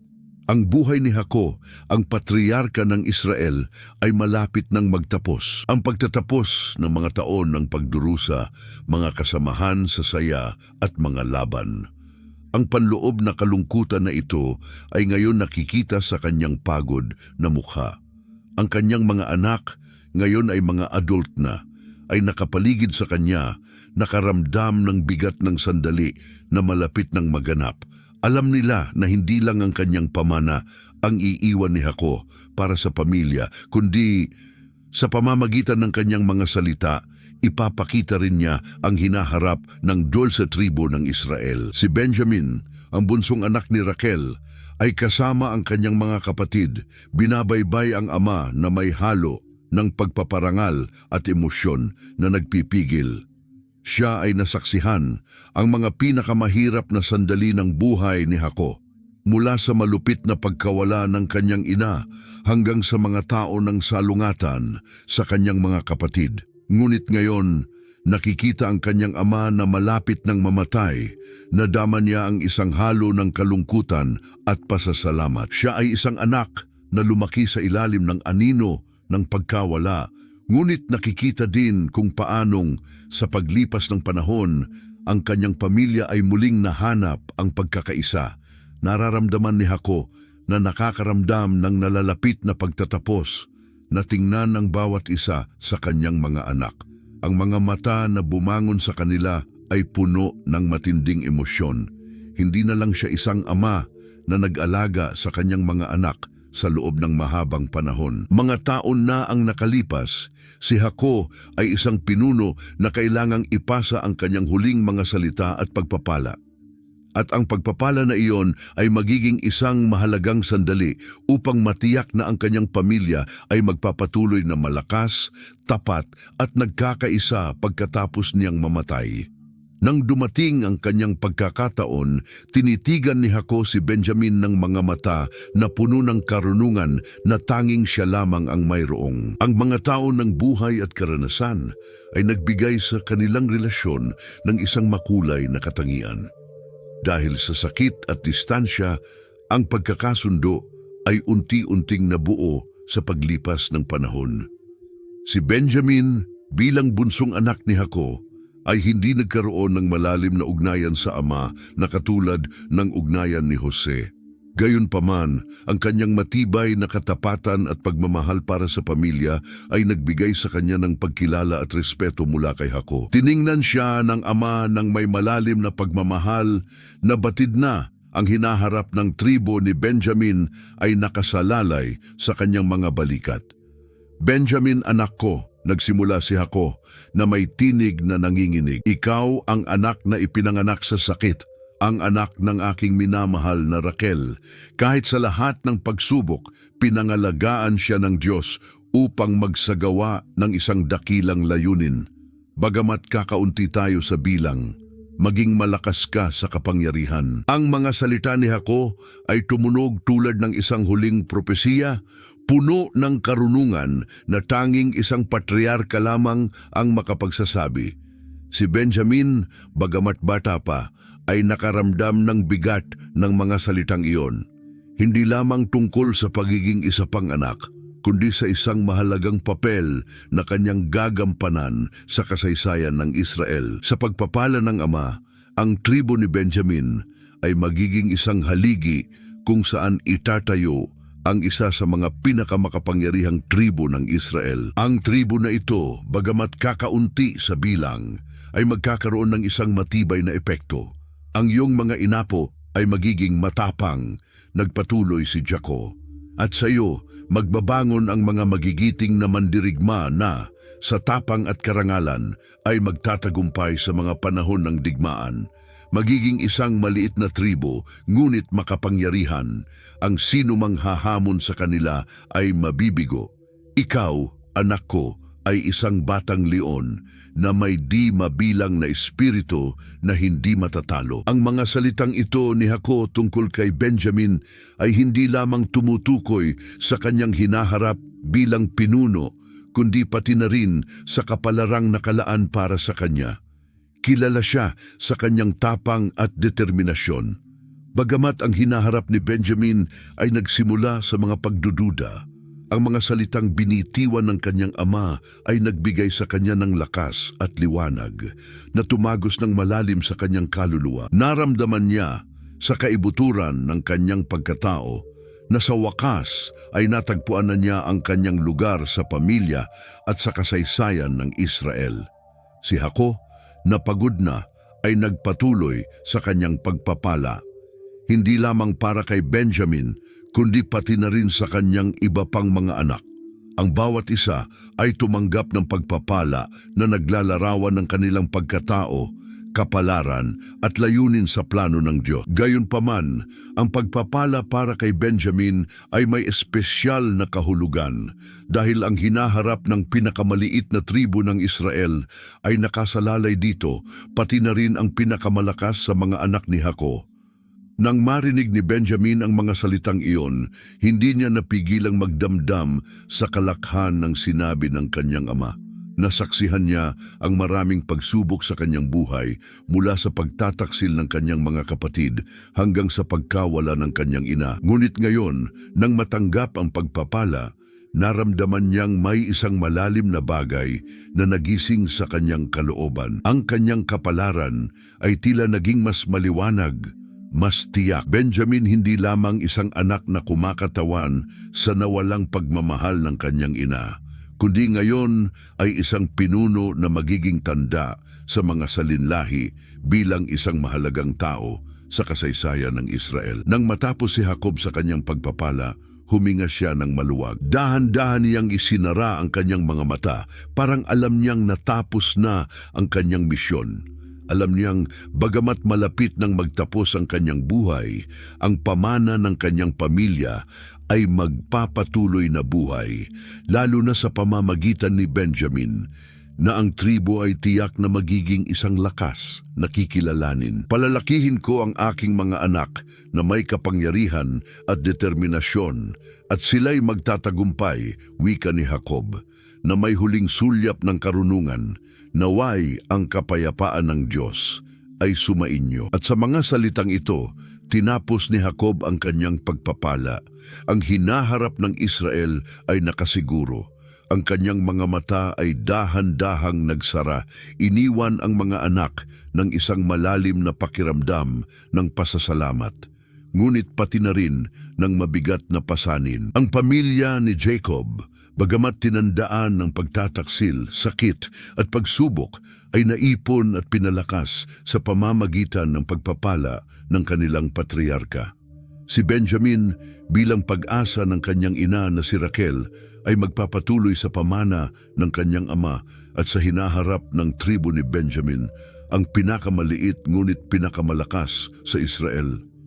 Puno ang puso ni Benjamin ng emosyon, at ang kaluluwa niya'y napapasan ng responsibilidad. Tumingin siya sa kanyang mga kapatid. Alam niyang sa puntong ito, ang kasaysayan ng kanilang pamilya ay magpapatuloy sa pamamagitan niya. Ang tribo ni Benjamin, bagamat maliit ang bilang, ay makikilala sa kanilang tapang, karangalan at determinasyon upang matupad ang tadhana na itinakda para sa kanila. Bagamat puno ng mga pagsubok, ang tadhanang ito ay puno rin ng mga oportunidad. At habang ang pamilya ni Jacob ay patuloy sa kanilang paglalakbay, alam ni Benjamin na ang kanyang lugar sa kasaysayan ng Israel ay nakatakda sa pagkamatay ni Jacob. Ang kanyang pagpanaw ay nagmarka ng pagtatapos ng isang panahon sa pamumuno ng pamilya ng Israel. Mula sa isang patriarkal na figura, ito'y naging isang serye ng mga tribo na kailangang matutong magsanib sa banal na lupain. Habang ang iba pang mga anak ni Jacob ay tumutok sa kanilang mga tungkulin, ang tribo ni Benjamin, ang pinakamaliit sa lahat, ay napilitang ipaglaban ang kanilang lupa at kaligtasan nang wala ang suporta ng patriarka. Ngunit ang tribong ito ay nasa isang posisyon na mahalaga upang matiyak ang kanilang lugar sa kasaysayan ng Israel. Nang magsimula ang mga tribo na magsanay sa banal na lupain, ang teritoryong itinalaga sa Benjamin ay maliit na nagdulot ng pagkainggit at alitan sa mga mas malalaking tribo tulad ng Huda at Ephraim. Ang lupa ni Benjamin ay napapalibutan ng tensyon sa mga hangganan ng kanilang teritoryo, at ang mga pagtatalo ukol sa mga mahahalagang yaman tulad ng tubig at mga lupang pang-agrikultura ay patuloy na lumalaki. Ngunit hindi madaling bibigay ang tribo ni Benjamin sa mga pagsubo.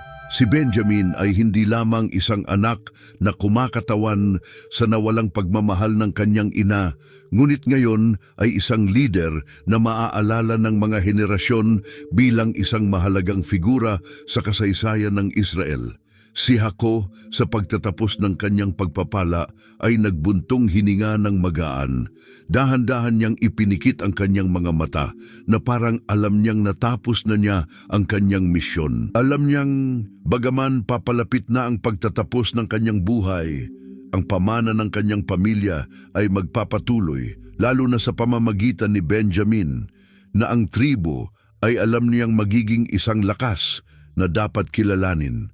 Palalakihin ko ang aking mga anak ng may kapangyarihan at determinasyon at sila'y magtatagumpay, sabi ni Jaco, na may huling tingin ng karunungan, naway sumaiyo ang kapayapaan ng Diyos. At sa mga salitang ito natapos ni Jaco ang kanyang pagpapala. Ang hinaharap ng Israel ay tiyak. Ang kanyang mga mata ay ipinikit sa huling pagkakataon. Iniwan ang kanyang mga anak na may malalim na pakiramdam ng pasasalamat, ngunit pati na rin ng mabigat na pasanin.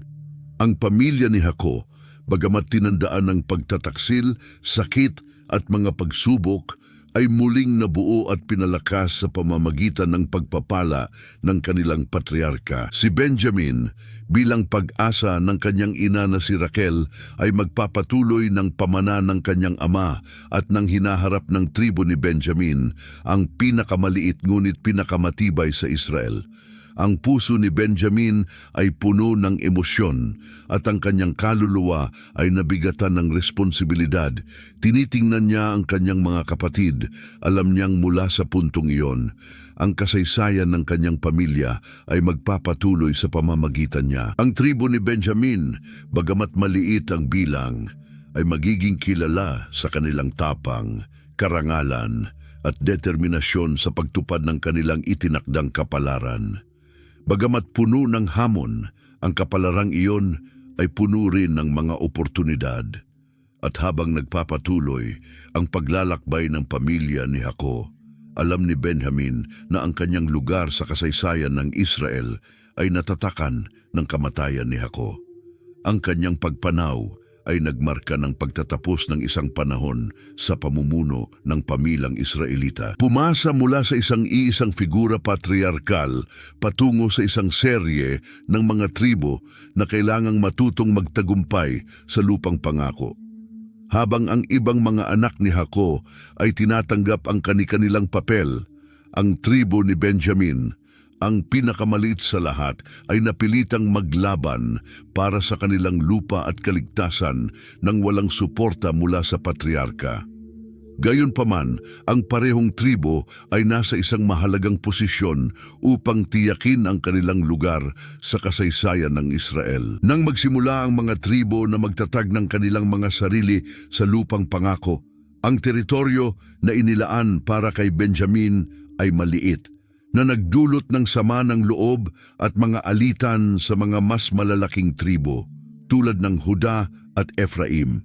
Ang lupa ni Benjamin ay napapaligiran ng mga tensyon sa mga hangganan ng kanilang teritoryo, at ang mga alitan para sa mga mahahalagang yaman tulad ng tubig at mga lupang pang-agrikultura ay lumalaki. Ngunit hindi ang tribo ni Benjamin ang magpapahintulot na madaling silang mapagtagumpayan ng mga pagsubok. Pinatibay lamang nito ang determinasyon ni Benjamin, ngayon ay isang matandang leader na palaging nabuhay sa anino ng kanyang kapatid na si Jose at ng kanyang ama na si Jaco, ngunit ngayon ay humahawak ng isang mahalagang papel. Sa pagtatanggol ng kanyang tribo, bagamat maliit ang kanilang teritoryo, naisip ni Benjamin na ang lakas ng kanyang tao ay hindi nakasalalay sa laki, kundi sa kanilang kakayahang magtiis, mag-adapt at lumaban. Ang mga salitang ibinigay sa kanya ni Jaco, pagpapala tulad ng batang leon, ay umuukit sa kanyang isipan at puso.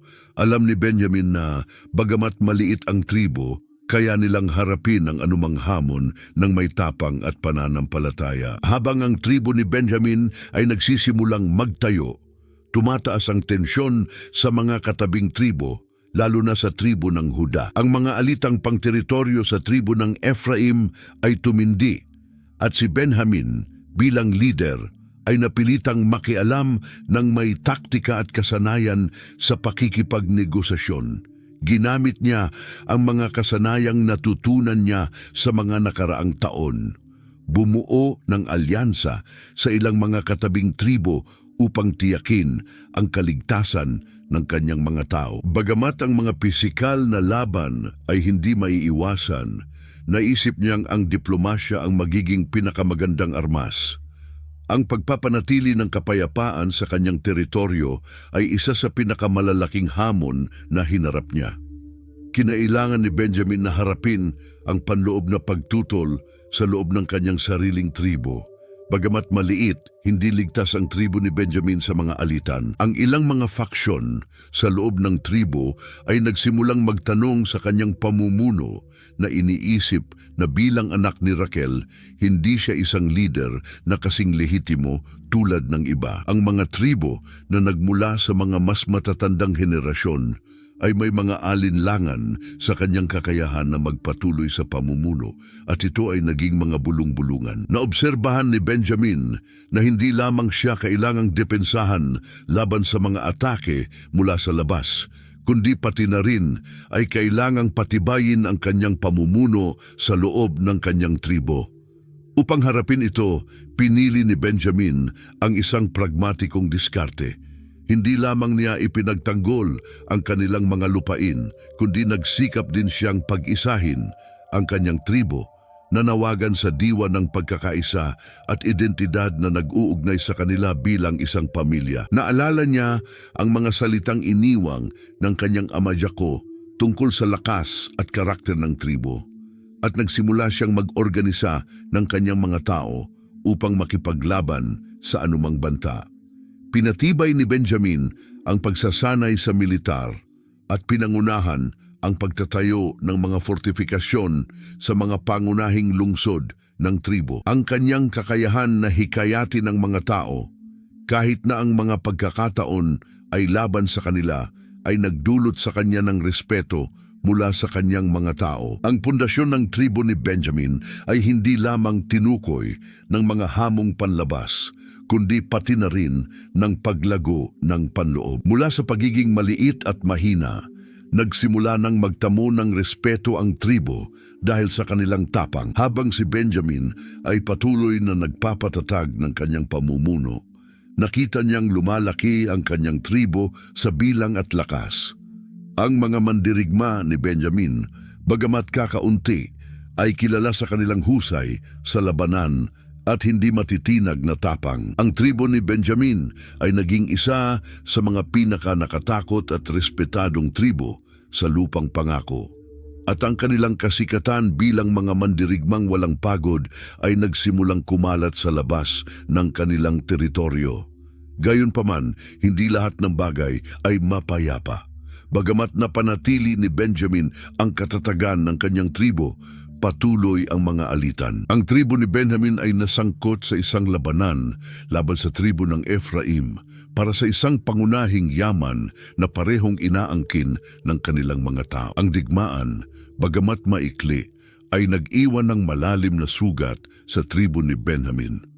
Nawala si Benjamin ng ilan sa kanyang pinakamahusay na mandirigma, at bagamat ang tagumpay ay para sa kanyang tribo, ang realidad ng digmaan at karahasan ay nagpapaalala sa lahat na ang kanilang katatagan ay mahina pa rin sa kabila ng mga nakamtang tagumpay. Ang mga sugat mula sa digmaan ay nag-iwan ng marka kay Benjamin at sa kanyang tribo. Sa paglipas ng panahon, napagtanto ni Benjamin na ang kapayapaan, bagamat mahirap makamtan, ang tanging bagay na magtitiyak ng pag-unlad sa pangmatagalan ng kanyang tribo.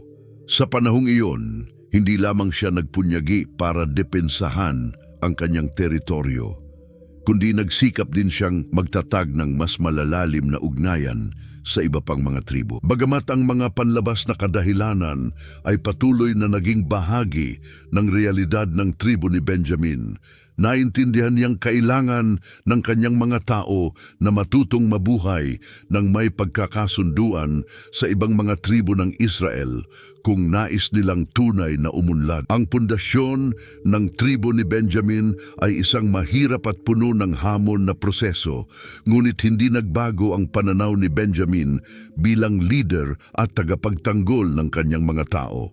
Ang tribo, bagamat maliit, ay nahubog sa gitna ng mga pagsubok.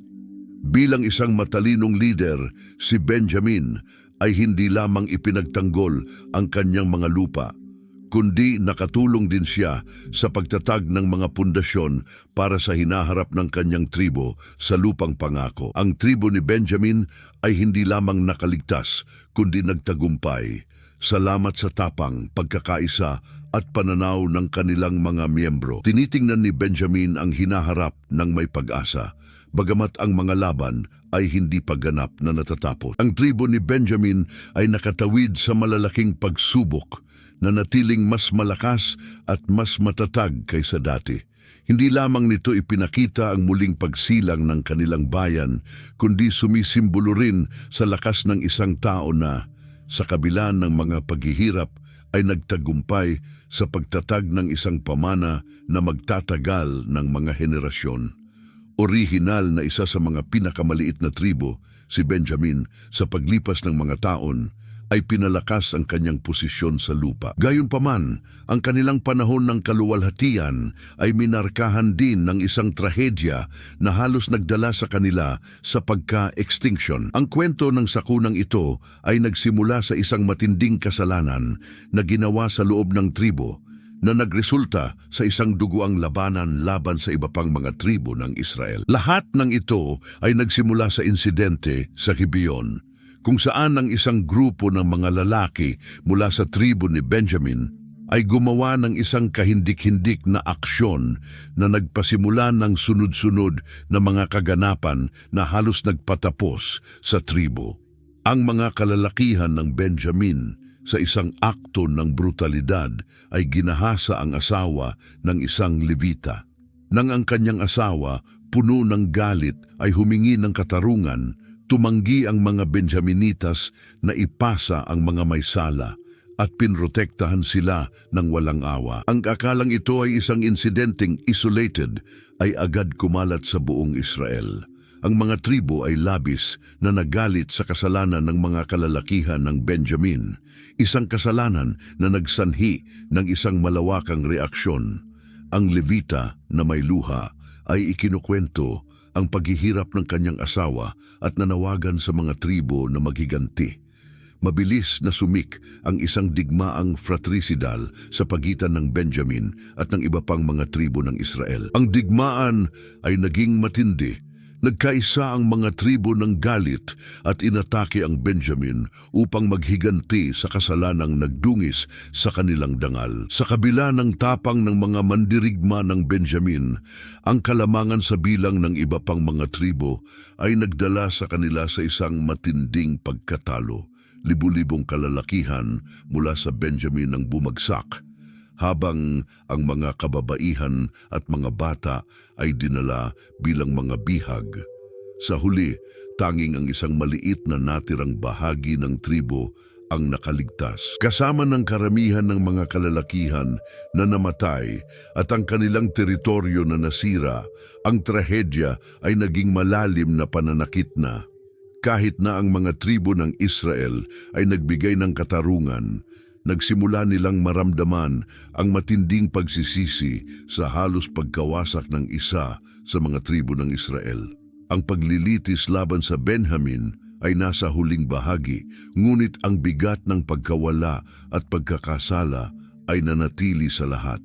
Si Benjamin, ang leader ng tribo, ay lubos na nabigo sa karahasan at pagkawala. Sa mga sumunod na araw, ang ilang mga nakaligtas mula sa tribo ay nagtago sa mga burol, tinatangay ng bigat ng kasalanang nagmarka sa kanila. Ngunit sa kabila ng kanilang sakit, isang sinag ng pag-asa ang nagsimulang magliwanag.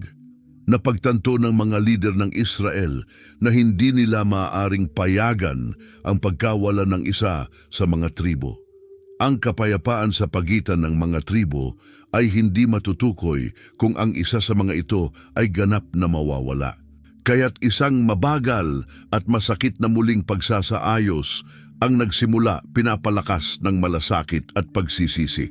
Hinanap ng mga Israelita ang mga paraan upang muling ipaloob si Benjamin na kinikilala na kahit na ang kasalanan sa Gibeon ay matindi, hindi solusyon ang pagwasak ng tribo. Pagkatapos ng mga masalimuot na debate, nagdesisyon ang mga tribo ng Israel napayagan ang mga nakaligtas sa Benjamin na muling sumanib sa komunidad, ngunit sa ilalim ng mahigpit na mga kondisyon ng kapayapaan at pagsunod.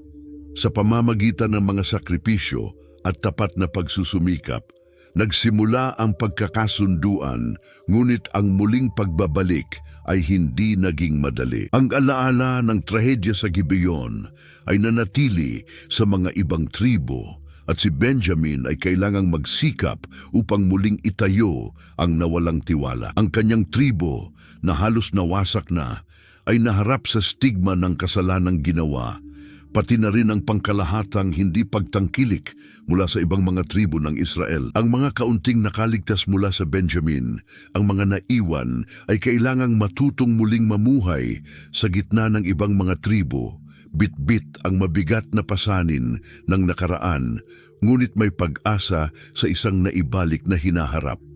Ang pagkakasundo ay naging posible sa bahagi dahil sa mga matalinong desisyon ng mga pinuno ng Benjamin, na sa halip na tanggihan ang pagpapatawad, ay tinanggap ang mga kondisyong ipinatupad ng ibang mga tribo. Ipinakita nila ang pagpapakumbaba at tunay na pagsisisi, at nagsikap na mamuhay ng mapayapa. Kaya nagsimula ang tribo ng Benjamin na muling itayo ang kanilang identidad at ang kanilang lugar sa bansa ng Israel. Hindi lamang sa ibang mga bayan ng Israel, kundi pati na rin sa kanilang sarili, ang pagkakaisa ng mga tribo ng Israel ay naibalik, bagamat sa isang marupok na paraan. Sa kabila ng mahirap na proseso ng muling pagtatayo, ang tribo ni Benjamin ay hindi na muling naging katulad ng dati. Ang kasalanan sa Gibeon ay nag-iwan ng isang hindi matitinag na marka sa kanilang mga inapo. Bagamat nakaligtas ang tribo at kalaunan ay nabangon mula sa mga abo ng kanilang halos pagka-extinct, ang halaga ng kanilang kaligtasan ay mataas. Alam ng mga pinuno ng Benjamin na ang mga susunod na henerasyon ay kailangang magtrabaho ng walang sawang upang mapagtagumpayan ang stigma ng trahedya, ngunit nauunawaan nila na tanging sa pamamagitan ng pagkakaisa at tapat na pagsisisi, maaaring maibalik ang kanilang lugar sa bansa ng Israel. Ang aral na natutunan ng tribo ni Benjamin ay malinaw. Ang kasalanan ay may mga kahihinatnan, ngunit ang pagsisisi, pagpapakumbaba at pagpapatawad ay maaaring magbalik sa mga bagay na tila hindi na maibabalik. Ang tribo na halos nawasak ay nakabangon mula sa mga anino salamat sa pagkakasundong naganap sa pagitan nila at ng ibang mga tribo ng Israel. Bagamat hindi naging madali ang daan, si Benjamin ay naging isang mahalagang bahagi ng bayan ng Diyos. Ang pamana ni Benjamin, bagamat tinandaan ng mga sugat ng nakaraan at ng trahedya ng kanyang tribo, ay hindi kailanman nakalimutan. Habang lumilipas ang mga taon, ang kanyang kwento ay naging isang naiibang porma sa kolektibong alaala ng Israel, mula sa unang araw bilang batang anak ni Jacob, hanggang sa mga sandali ng kalungkutan at pagkawala. Kahit na may malaking papel sa muling pagbangon ng kanyang tribo, iniwan ni Benjamin ang isang hindi matitinag na marka sa bansa ng Israel. Ang kanyang buhay, ang kanyang pakikibaka para sa kaligtasan, at ang kanyang kakayahang tiisin ang bigat ng pagsisisi ay naging isang simbolo ng pag-asa at katatagan. Kapag tinitingnan ng mga susunod na henerasyon ang kwento ng mga tribo ng Israel, ang tribo ni Benjamin ay hindi maalala dahil sa laki nito, kundi dahil sa hindi inaasahang lakas nito. Bagamat sa simula, ang tribo ay tinuring na isang maliit na grupo na hindi kayang makipagsabayan sa mga mas malalaking tribo tulad ng Huda at Ephraim. Ito ay naging simbolo ng lakas at pagtagumpay. Ang tribo na halos nawasak dahil sa kanilang mga kasalanan ay nagtagumpay sa pamamagitan ng kanilang pagtitiyaga na bumangon, muling itinayo ang kanilang lakas, at sa wakas ay nakamit ang isang mahalagang lugar sa kasaysayan ng bayan ng Israel. Habang ang bansa ng Israel ay lumalaki, ang tribo ni Benjamin ay lumawak at natagpuan ang kanilang landas. Bagamat hindi nila kayang magmay-ari ng malawak na teritoryo, ang tribo ay namutawi sa kanilang kakayahang ipagtanggol ang natitirang kanila.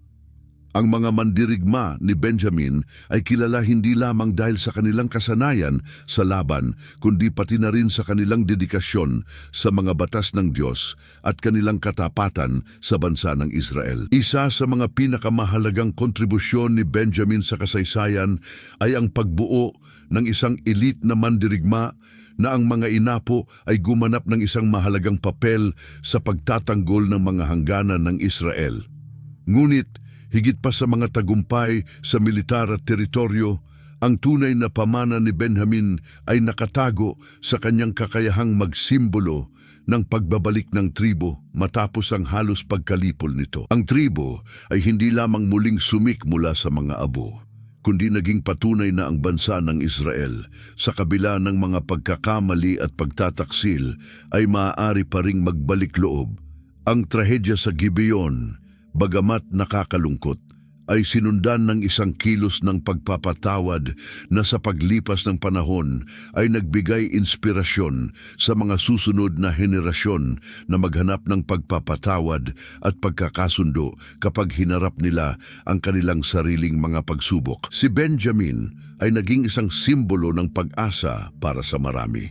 Siya ay paalala na kahit ang pinakamaliit sa mga tao ng Israel ay maaaring mag-iwan ng matibay na epekto sa isang bansa na madalas na nahahati. Ang halimbawa ni Benjamin ay nagbuklod sa mga tao na tumingin sa hinaharap. Hindi lamang inaalala ang tribo ni Benjamin sa kanilang lakas sa digmaan, kundi pati na rin sa kanilang kakayahang magpatawad, magtagumpay sa sakit at muling buuin ang mga bagay na nawasak sa mga nakaraang henerasyon. Si Benjamin ay nakatagpo ng isang simbolikong lugar sa kasaysayan ng Israel, madalas na tinutukoy bilang isang halimbawa ng banal na hustisya, kung saan ang mga taus-pusong nagsisi, anuman ang kanilang nagawa, ay maaaring maibalik sa pagpapala na ibinigay ni Jacob sa kanila. Ang katotohanan na tinawag siyang bata ng leon ni Benjamin ay may malalim na kahulugan na maaaring hindi naunawaan agad ng marami. Bagamat naranasan ni Benjamin ang mga madilim na sandali, siya ay nakaya pa ring magpakita bilang isang simbolo ng tapang at karangalan na naging isang huwaran na sinusundan ng buong Israel sa panahon ng pamumuno ng mga unang hari. Patuloy na naging isang mahalagang tribo ang Benjamin sa loob ng Israel. Dito ipinanganak ang unang hari ng Israel, si Saul, na kabilang sa tribo ni Benjamin. Bagamat ang pamumuno ni Saul ay minarkahan ng mga komplikasyon at nagtapos sa isang trahedya, ang katotohanan na ang Benjamin ay nagbigay ng isang hari ay nagmarka ng isang makasaysayang sandali para sa tribo sa kasaysayan ng Israel. Ang pangalan ni Benjamin na dating minarkahan ng trahedya ay naging simbolo ng isang bagong pagkakataon, isang pangalawang pagkakataon para sa mga nagkasala, ngunit tulad ng kanyang tribo ay maaaring muling bumangon. Sa paglago ng mga henerasyon ng mga Israelita, nanatiling mahalaga ang imahe ni Benjamin. Ang kanyang tribo ay patuloy na aktibong nag-ambag sa politikal at relihiyosong buhay ng bansa. Ang mga inapo ni Benjamin sa pamamagitan ng pananampalataya, tapang at pagkakaisa ay gumanap ng isang mahalagang papel sa paghubog ng karakter ng Israel, kapwa sa panahon ng kasaganaan at sa panahon ng mga labanan. At sa kabila ng mga paghihirap na kanilang hinarap, ang pinakamalaking aral na iniwan ng kanilang pamana ay ang katotohanan na kahit parang wasak ang pamilya, nananatili pa rin silang nagkakaisa. Laging may puwang para sa paggaling, pagpapatawad at pagbalik loob ng tribo. Bagamat maliit ang tribo ni Benjamin na madalas napapaligiran ng mas malalaking tribo, ay namukod tangi dahil sa kanilang katatagan, kakayahang muling bumangon at dedikasyon sa paglilingkod. Ang pamana ni Benjamin na naipasa sa maraming henerasyon ay patuloy na nagsisilbing halimbawa para sa buong bansa. Ang pamana na ito ay nananatiling buhay sa mga puso ng mga taong nag-aalala sa kanyang kwento at humihimok sa iba sa pamamagitan ng kanyang mga hakbang ng pananampalataya, pagsisisi at pagtubos.